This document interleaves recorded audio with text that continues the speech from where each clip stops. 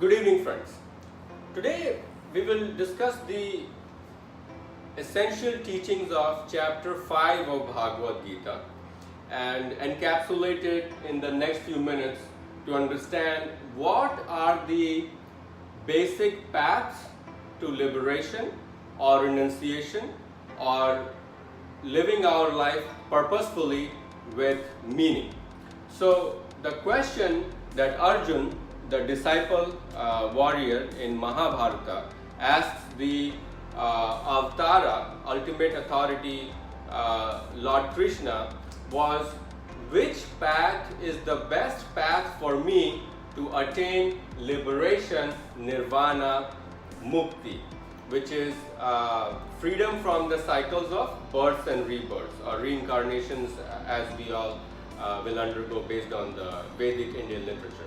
So, the question that Arjuna asks is Sanyasam karmanam krishnam punar yogam cha sanchasi yatrayam et yorekam tanme bruhi sinishchitam, which is between sannyasam, which is Sankhya Yog, and karmanam, which is Karma Yog. Which is the superior path to liberation?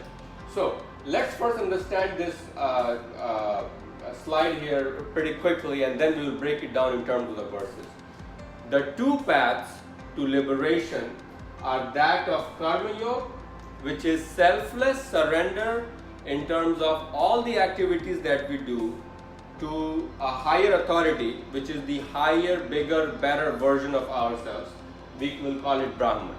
So the selfless surrender is Karma Yoga, and total renunciation of all activities is Sankhya Yoga, or also called Sannyas Karma Yoga, which is sannyas in the sense there is separation and karma in the sense there is action. So that is called Sankhya Yoga for our purposes, although it is also called Sannyas Yoga, and the other one of course is Karma Yoga. Which is the better path? It's similar to the question of whether we should worship a manifest form and an unmanifest form, that he answers in a different place, that manifest is easy to worship based on what the whole philosophy of ISKCON is, that there is idol worship of Lord Krishna. So that is a different analogy though. Karma Yoga and Sankhya Yoga for Lord Krishna are both equally attainable, righteous and profitable pathways for the Atman to ascend to the level of Brahman.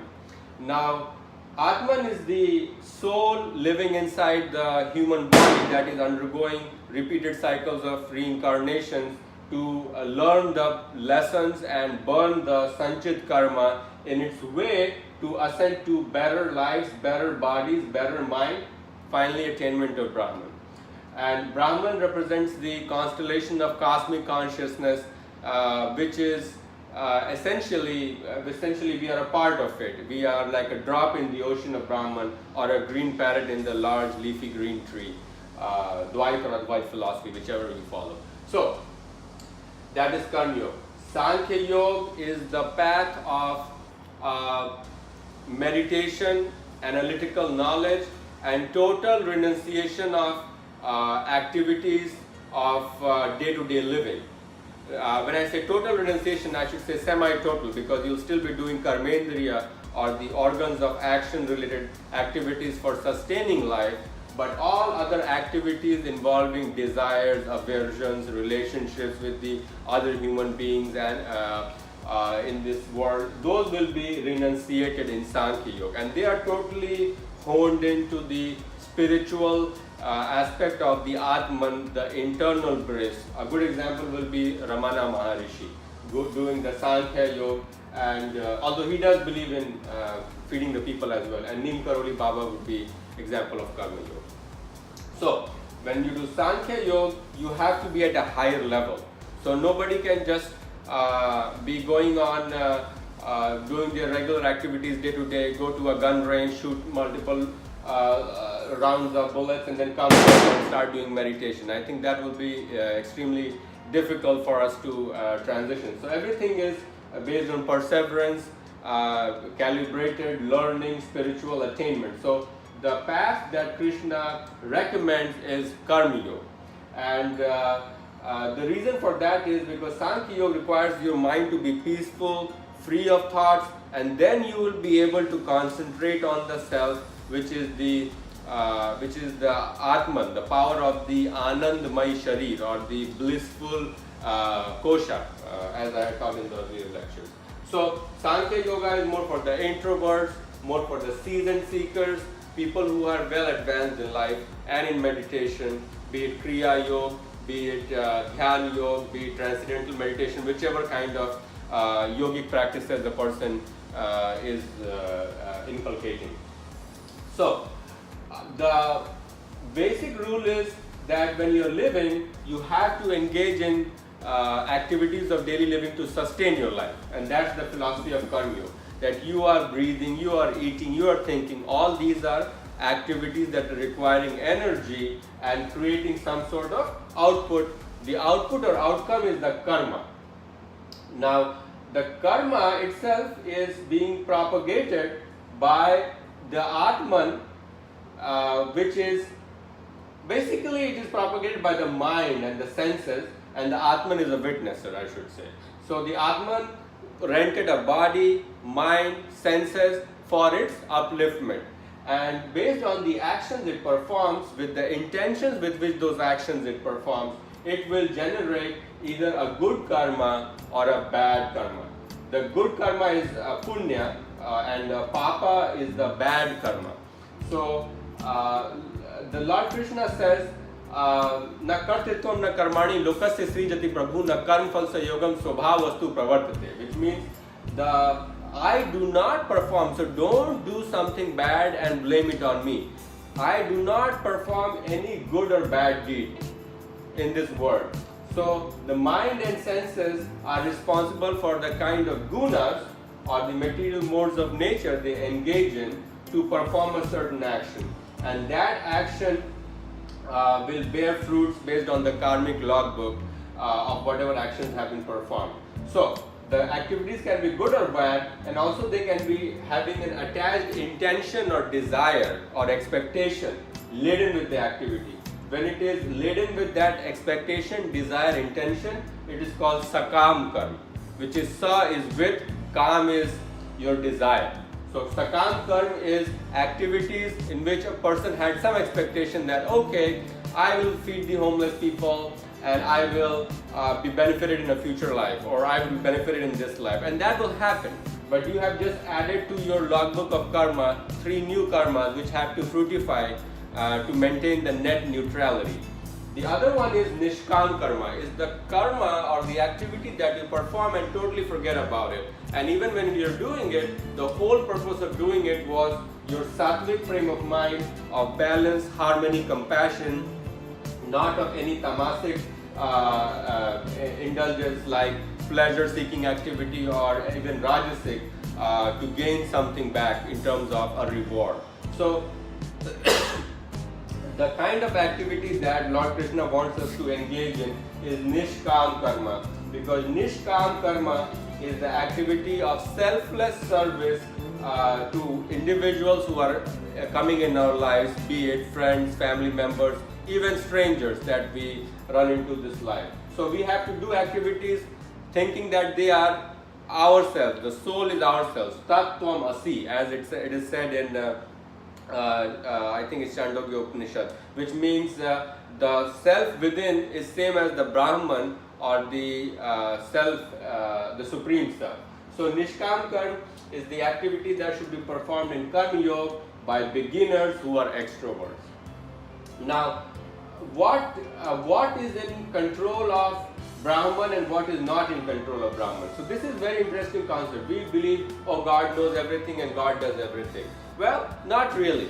He is a great witnesser. Just like the Atman is a witnesser of all the activities that we do, it has to go through those painful experiences because of internalization of the senses in the body as part of the self. Similarly, Brahman is a great witnesser of every activity that we do in terms of bringing it back in the same unchanged, pristine form in which we performed that activity in the earlier life. So, 2 things should be kept in mind. Although gunas can be thought of as prakriti, or Maya, as Lord Krishna says in one of the verses, Maya gives rise to the material modes of nature or the gunas. And gunas are basically the environmental influences that will determine the kind of activity an individual does when it engages with that environment or circumstance in situ. So to break it down, it basically means that guna will define the circumstances or situations in which a person is acting. So if say you are surrounded say you are surrounded by a lot of bad people like militants, you are held hostage, and they are going to punch you with the nozzle of the bullet in your belly, and you want to punch them back. So that is the anger provoking instance that they might have done to you. Now if they will hug you, depending on the person, they might or might not hug them back. So basically to say is that whatever someone else does or whatever company we keep will determine the action we take. So they ask us to do activities involved in sattva. Sattva represents activities in goodness, compassion, balance, and rajas represents the activities in courage, ambition. Tamas represents indolence, ignorance, things of that nature. So to reach, for the Atman, to reach the Brahman, they should use the Maya gunas only in the range of sattva, goodness, harmony, balance, charity, compassion. And when they perform the activity, they should automatically go in nishkam karma and nishkam punya, which means they should do activities without any expectation, and those activities should be having a positive vibe or energy. Now a quick look at the Sankhya Yog philosophy.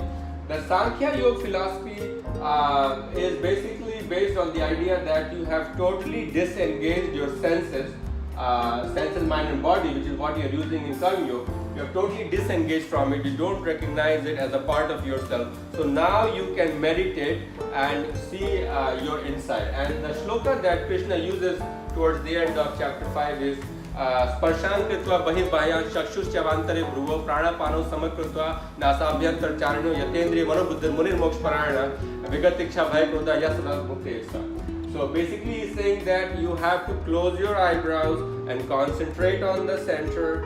Hold nasya abhyantar charino, nas abhyantar, the air in the nose, you have to hold it, and then it's like kumbhaka pranayam, where you're holding the air in the belly and then you are just waiting for the circulation of the pranic energy. So he wants you to close the eyes and then hold your breath in a certain way and meditate on the self and let go of the air and do the same thing repeatedly, which is one mode of meditation in Sankhya Yoga. And basically that can only perform when the thoughts in the mind have totally settled down. Your mind is not randomly engaging into different day-to-day activities, which is what it usually does. So the first thing is to surrender the senses, mind and body into the good sattvic activities to generate nishkam karma, which will not fructify as sanchit karma activities becoming prarabdha karma in future. So my friends, to sum up it up, the two paths that will lead to renunciation are Karma Yoga, activities performed without any selfish desires to get rewards or prizes, and the other path is of Sankhya Yoga, which is of analytical knowledge once you have totally disengaged from your senses, because senses, mind and body are the main vehicles that the Atman is using to progress and make evolution and learn new lessons in life. Hope you like this lecture. Please leave your comments below.